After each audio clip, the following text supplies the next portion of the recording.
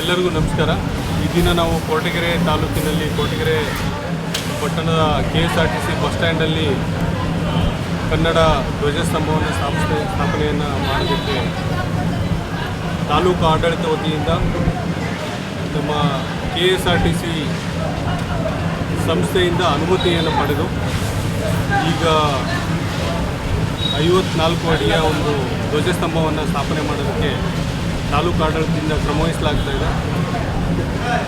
November 1 ಬೆಳಿಗ್ಗೆ 8 ಗಂಟೆಗೆ ತಾಲೂಕಿನ ಎಲ್ಲ ಕನ್ನಡ ಪರ ಸಂಘಟನೆಗಳು, ಅದರಲ್ಲೂ ಕೂಡ ಮುಖ್ಯವಾಗಿ ಕನ್ನಡ ರಕ್ಷಣಾ ವೇದಿಕೆ ಆಗಿರ್ಬೋದು, ಕನ್ನಡ ಸೇನೆ ಆಗಿರ್ಬೋದು, ಕನ್ನಡ ಪರ ಎಲ್ಲ ಸಂಘ ಸಂಸ್ಥೆಗಳು, ಸಂಘಟನೆಗಳು ಹಾಗೂ ತಾಲೂಕಿನಲ್ಲಿರ್ತಕ್ಕಂಥ ಎಲ್ಲ ಕನ್ನಡ ಪರ ಹೋರಾಟಗಾರರು ಮತ್ತು ಕನ್ನಡ ಸಹೃದಯಿಗಳು ಈ ಒಂದು ಕಾರ್ಯಕ್ರಮದಲ್ಲಿ ಭಾಗಿಯಾಗಿ ಧ್ವಜಾರೋಹಣವನ್ನು ಯಶಸ್ವಿಗೊಳಿಸಬೇಕು ಅಂತೇಳಿ ಈ ಮೂಲಕ ನಾವು ಕೋರ್ಕೊಳ್ತೇವೆ.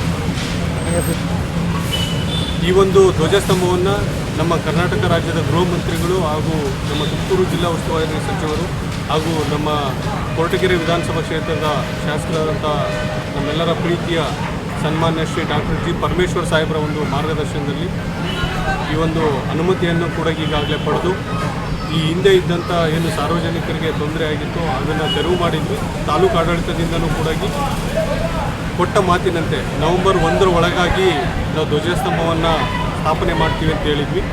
ಈ ನಿಟ್ಟಿನಲ್ಲಿ ತಾಲೂಕು ಆಡಳಿತ ಮಾತಿಗೆ ತಕ್ಕಂತೆ ಮಾನ್ಯ ಗೃಹ ಸಚಿವರ ಮಾರ್ಗದರ್ಶನದಲ್ಲಿ ಅಧಿಕೃತವಾಗಿ ಕನ್ನಡ ಧ್ವಜಸ್ತಂಭವನ್ನು ಸ್ಥಾಪನೆ ಮಾಡಿ ಕನ್ನಡ ರಾಜ್ಯೋತ್ಸವವನ್ನು ಆಚರಣೆ ಮಾಡ್ತಾಯಿದ್ದೀವಿ. ಎಲ್ಲ ನಮ್ಮ ಪಟ್ಟಣ ಪಂಚಾಯಿತಿ ಆಗಿರ್ಬೋದು, ಪೊಲೀಸ್ ಇಲಾಖೆ ಆಗಿರ್ಬೋದು ಹಾಗೂ ಎಲ್ಲ ಇಲಾಖೆಗಳ ಒಂದು ಸಹಯೋಗದೊಂದಿಗೆ ಹಾಗೂ ನಮ್ಮ ತಾಲೂಕಿನ ಎಲ್ಲ